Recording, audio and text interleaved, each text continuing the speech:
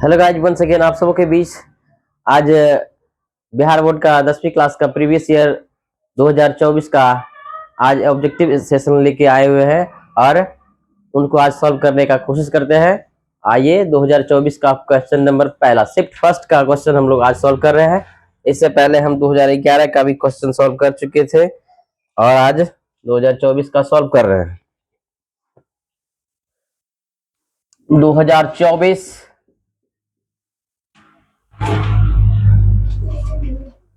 और शिफ्ट है दो फर्स्ट का शिफ्ट फर्स्ट।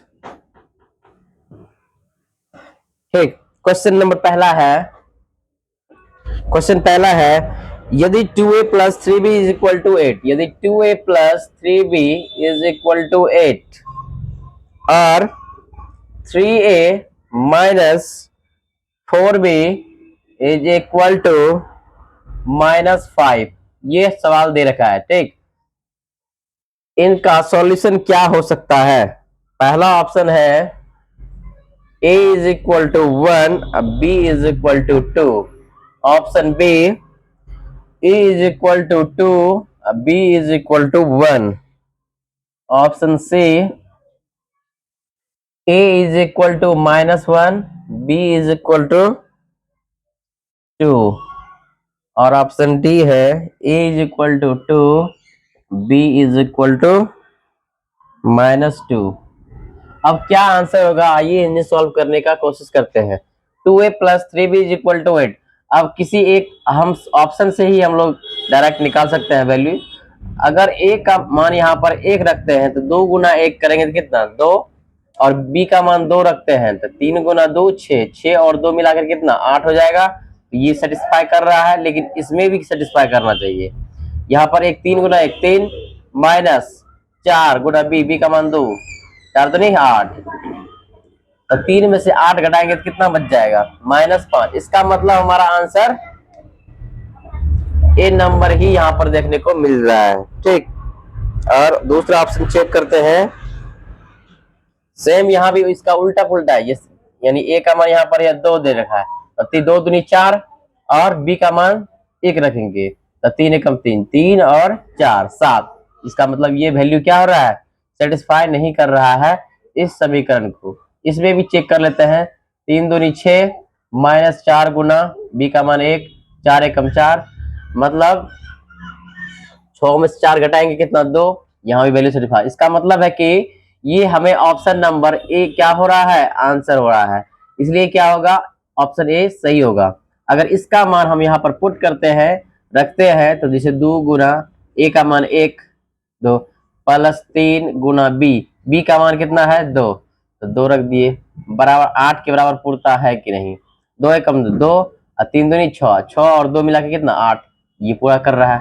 अब इसमें भी रखेंगे इसका मान तो 3 गुना बी ए का मान कितना है 1, तो 3 गुना 1 करेंगे तो कितना 3 -4 गुना बी का मान कितना है 2, 4 दूनी 8, 8 बराबर कितना, यानी 3 में से 8 को घटाएंगे तो -5 तो ही पूर रहा है। इसका मतलब यही वैल्यू हमें क्या कर रहा है, सेटिस्फाई कर रहा है। इसलिए आंसर क्या हो जाएगा, 1 का ए। दूसरा नंबर का सवाल है रैखिक समीकरण योग में 2x प्लस 3 2x बराबर 3y।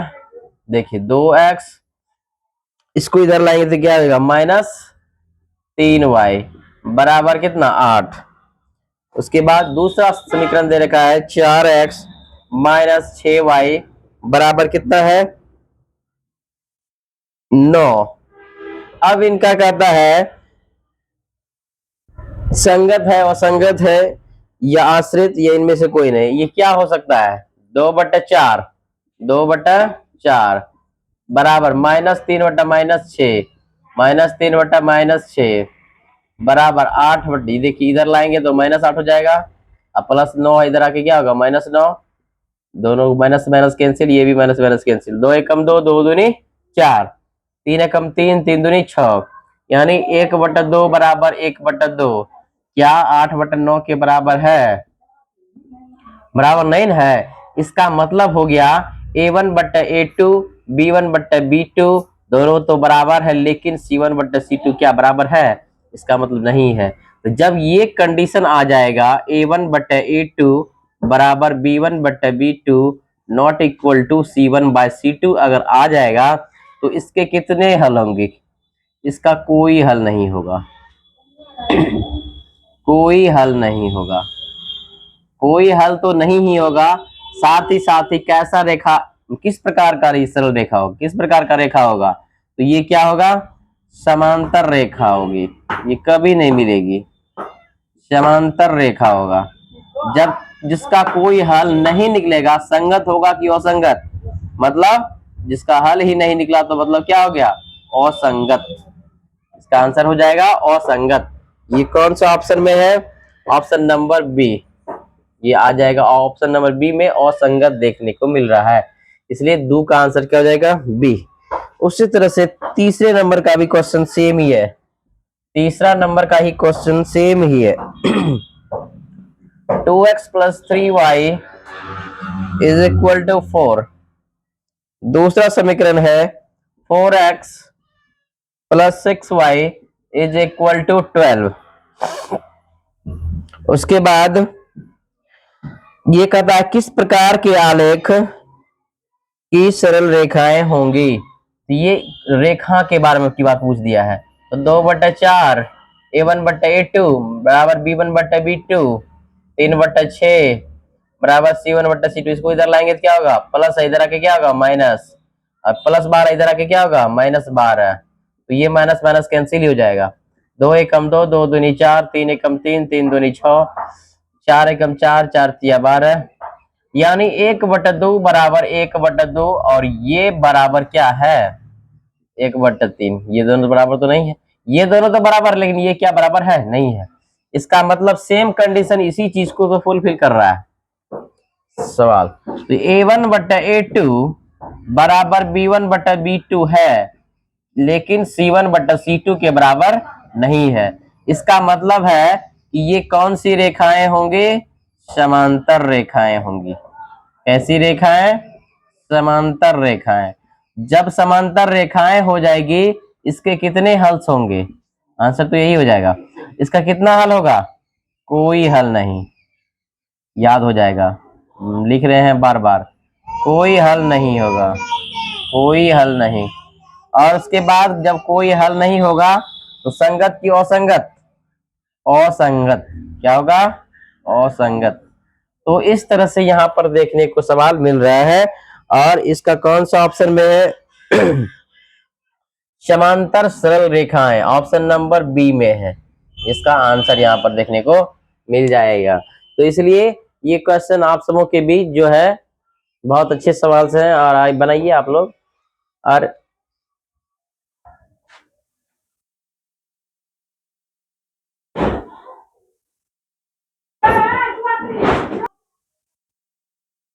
तो सवाल फिर से हम लोग चालू करते हैं वहीं से आगे।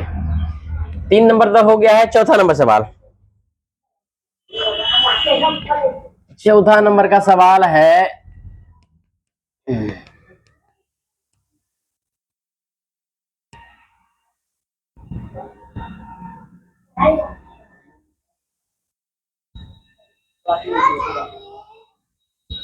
चौथा नंबर का सवाल क्या कहता है कि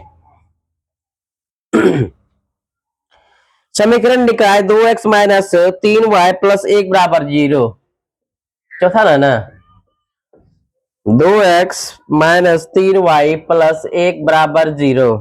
दूसरा इक्वेशन है 3x + y + 2 = 0।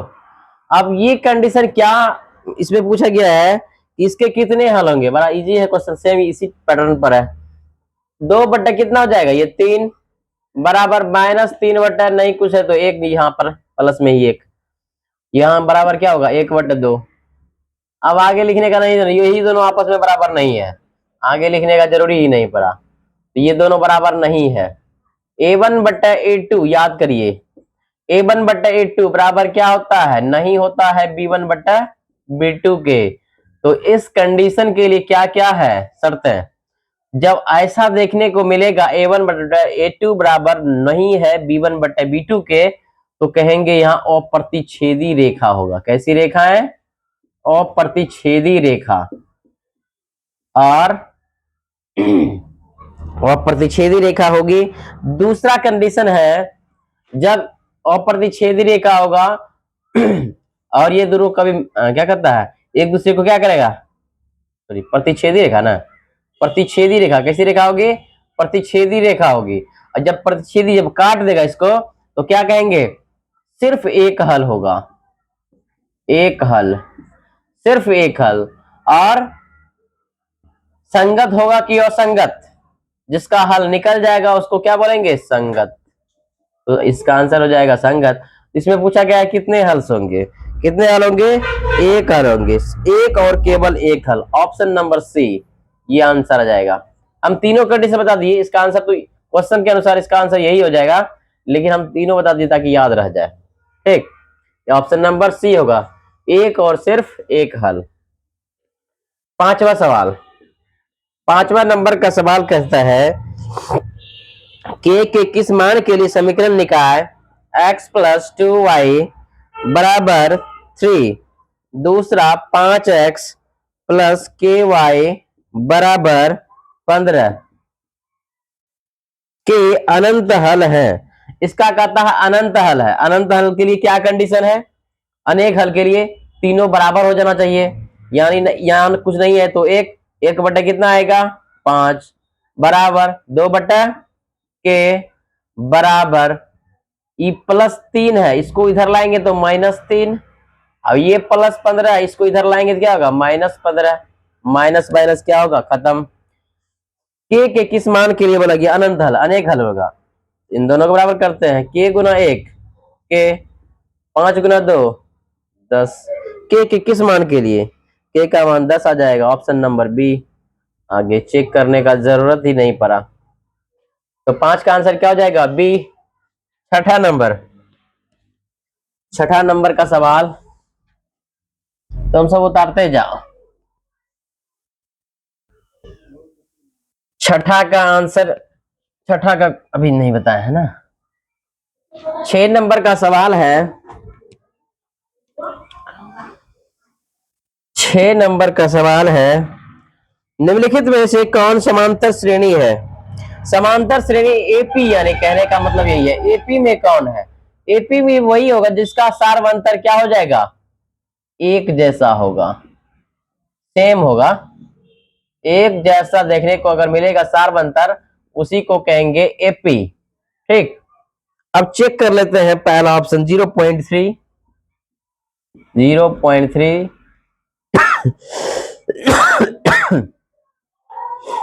0.33, 0.333। देखिए ये तो कभी हो ही नहीं पाएगा, इन दोनों का अंतर हमेशा डिफरेंट आ रहा है। 0.33 है और इसमें घटाएंगे 0.3 को, अंतर दोनों का अलग अलग आएगा। फिर यहाँ पर 0.333 है, संख्या बढ़ रहा है, इसका भी अंतर अलग आएगा। तो कहने का मतलब है कि ये एपी में नहीं है। ऑप्शन नंबर बी चेक करते हैं, 111, 111, 111, इस दोनों का भी अंतर एक जैसा नहीं होगा। 11 में 1 घटाएंगे कितना 10, 111 में 11 घटाएंगे तो 110, तो अंतर एक जैसा हुआ नहीं हुआ, इसका मतलब ये भी एपी में नहीं है। ऑप्शन नंबर सी चेक करते हैं, 2 4 8 16, 2 4 8 16। अब ये बताया जाए कि ये एपी में है कि नहीं है। 4 में से 2 घटाएंगे कितना 2, 8 में से 4 घटाएंगे कितना 4, और फिर 16 में से 8 घटाएंगे कितना 8। तो कहने का मतलब है कि सब में क्या है, अंतर अलग अलग आ रहा है, डी का मान क्या है सब में अलग अलग आ रहा है, इसका मतलब ये भी ऑप्शन नहीं होगा। इसका मतलब जो डी बच गया, तो अब सॉल्व करें या ना करें आंसर तो वही आएगा, क्योंकि 3 ऑप्शन ऐसे ही छट गया तो डी ही नंबर आंसर हो जाएगा। लेकिन क्या है हम चेक करके बता ही देते हैं, 0 -4 -8 -12 डॉट डॉट डॉट। ठीक, इस तरह का सवाल देखने को यहाँ पर मिल रहा है। देखिए डी हम निकाल सकते हैं, A2 माइनस क्या होता है A1, A2 का मान कितना है -4, माइनस A1, A1 का मान क्या है 0, -4 को 0 में घटाएंगे तो -4, उसके बाद A2 माइनस A1, अब इस सॉरी A3 माइनस A2 कर देते हैं दोनों में देख लेते हैं, अगर एक जैसा आ गया तो कहेंगे हाँ। A3 का मान कितना है -8 माइनस A2 का मान कितना है -4। अब -8 माइनस गुना माइनस क्या होता है +4, 4 में से 8 घटाएंगे तो कितना आएगा -4, यहाँ भी -4, यहाँ भी -4। इसका मतलब है कि हमारा आंसर क्या हो रहा है डी, जो एग्जैक्टली आंसर निकल रहा है। और कहने का मतलब जो हम सवाल बना रहे थे ऑप्शन के अनुसार, तो वो हम यहाँ पर दर्शा भी दिए और इसका आंसर भी क्या है -4 दोनों में आ रहा है। इसका मतलब जहां पर डी का मान एक जैसा होगा वही क्या कहलाएगा एपी कहलाएगा। ठीक, आई होप की चीजें आप लोगों को समझ में आ रही होगी। तो अब अगले सारे क्वेश्चन हम लोग इसी तरह से करते रहेंगे, जल्दी से उतारिए।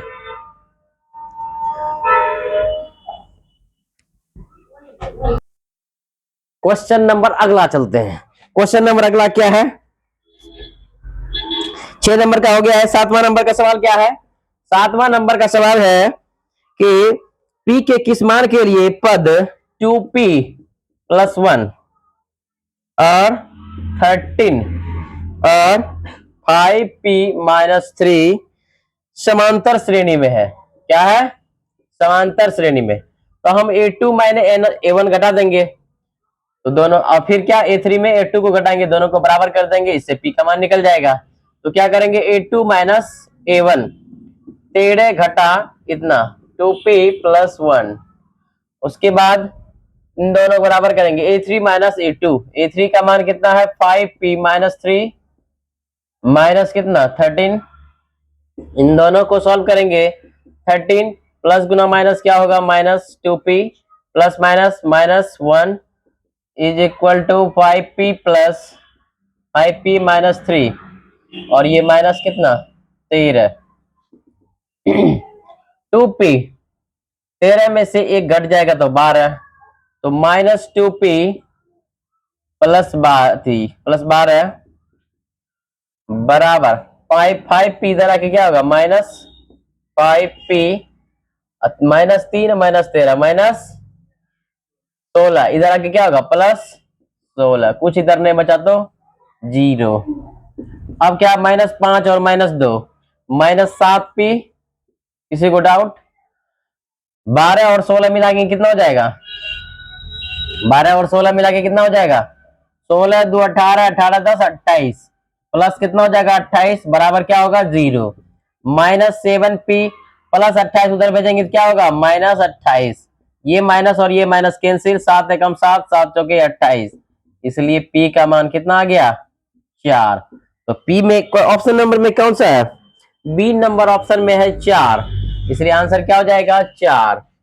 और 8वें नंबर का सवाल है 8वां नंबर का सवाल क्या कहता है यदि an समांतर श्रेणी 3 8 13 18 nवां पद है तो a 25 - a 10 ए है 3 8 13 18 ... का nवां पद है तो a 25। a का मान यहां पर कितना आ गया 3 और d का मान कितना 8 में से 3 घट जाएगा 8 में से 3 ना 5 नहीं 8 में से 3 घटाएंगे कितना बचेगा 5 तो d का मान आ गया 5 और a का मान आ गया कितना 3। अब हमें निकालना है A25 - A10, ये हमें निकालना है। A25 कहने का मतलब है कि a + 24d और माइनस A10 कहने का मतलब है कि a + 9d, a + 9d। ठीक, अब a + 24d, ये plus Guna minus -a minus Guna plus -9d। अब क्या हो जाएगा a में से a घट गया खत्म, 24d में से 9d घट जाएगा तो कितना d बच जाएगा बोला जाए 24d में 9d घट जाएगा, 4 इधर अब 5 इधर, इसका मतलब है कि 15d बचेगा।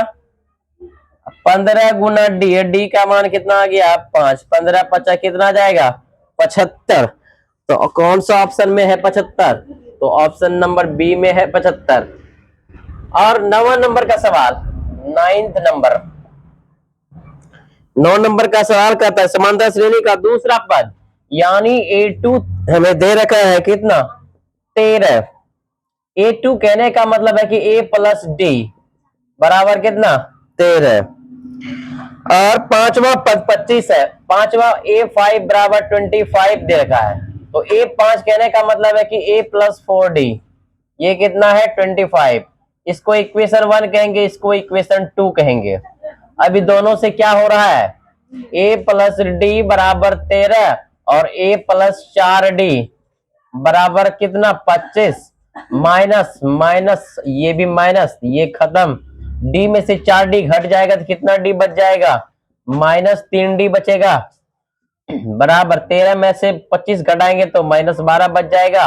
माइनस माइनस खत्म 3 एकम 3 3 चौके 12। डी का मान कितना आ गया डी का मान 4 आ गया। क्वेश्चन में क्या पूछा गया है तो सार्व अंतर होगा तो सार्व अंतर कितना हो जाएगा 4 आएगा। तो ये कौन सा ऑप्शन में है 4 बी नंबर ऑप्शन में है 4 इसलिए आंसर क्या हो जाएगा बी। उसी तरह से 10वें नंबर का सवाल है। 10 नंबर का सवाल कहता है n पदों का योग Sn हमें दे रखा है 5n माइनस एन स्क्वायर। तो समांतर श्रेणी का सार्व अंतर क्या होगा डी का मान पूछा है डी नंबर का क्या होगा है सार्व अंतर पूछा है क्या होगा सार्व अंतर। सार्व अंतर हम लोग कैसे निकाल सकते हैं बोला जाए सार्व अंतर हम लोग कैसे निकाल सकते हैं ऑप्शन से हम लोग चेक कर सकते हैं। डी का मान ए ऑप्शन नंबर में है 4 बी नंबर में -2 सी नंबर में 2 और डी नंबर ऑप्शन में है 6।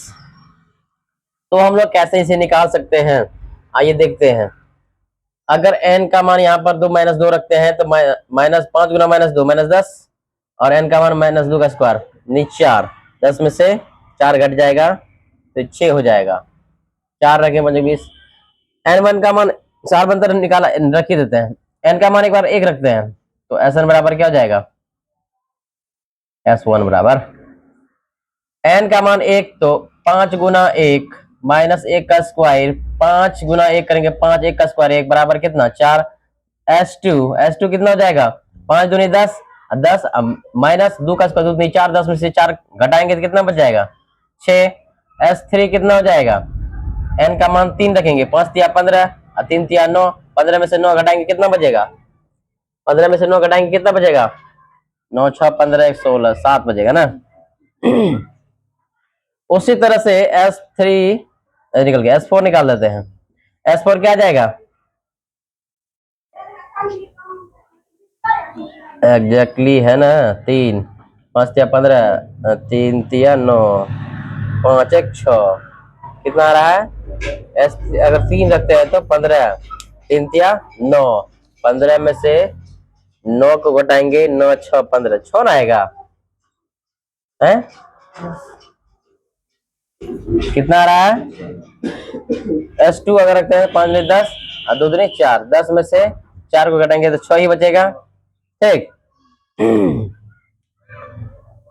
अब सार्व अंतर हम लोग कैसे निकाल सकते हैं S2 माइनस S1 ना D निकालना है कैसे निकाल सकते हैं S2 माइनस S1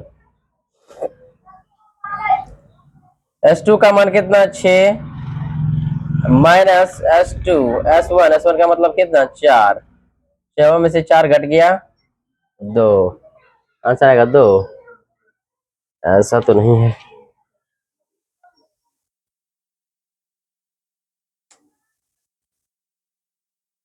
अगर सार्व अंतर कितना रखेंगे 1 मिनट इसको दो सार्व अंतर अगर डी रखेंगे तो ऐसा बराबर होता है n/2 2a plus n-1 into D ठीक ये सूत्र जगह पदों का योग दिया हुआ है n का मान अगर -2 रखते हैं 2 ये 2 हो जाएगा इतना 2 -2 15 10 10 वैसे 2 का स्क्वायर 4 हाँ आंसर क्या है सब में 6 आ रहा है। इसका मतलब है कि n का मान अगर 2 रखेंगे तो ये हमारा आंसर क्या हो जाएगा साफ अंतर कितना हो जाएगा? अगर डी का मान -2 है तो इसका मतलब है कि ये वैल्यू हमें पूरे तरह से क्या करेगा, सेटिस्फाई कर जाएगा। इसलिए इसका आंसर क्या हो जाएगा? B for Bombay answer. तो चीजें यहाँ तक आज समझ में आ चुका है। तो आई होप की चीजें आपको समझ में आ चुकी होगी। तो अगले ये पार्ट 1 करके हम आगे बढ़ा देंगे और फिर अगले बार इस पार्ट 2 लेके हम आएंगे। ठीक है, आज के लिए इतना ही, बस अगले दिन फिर मिलेंगे।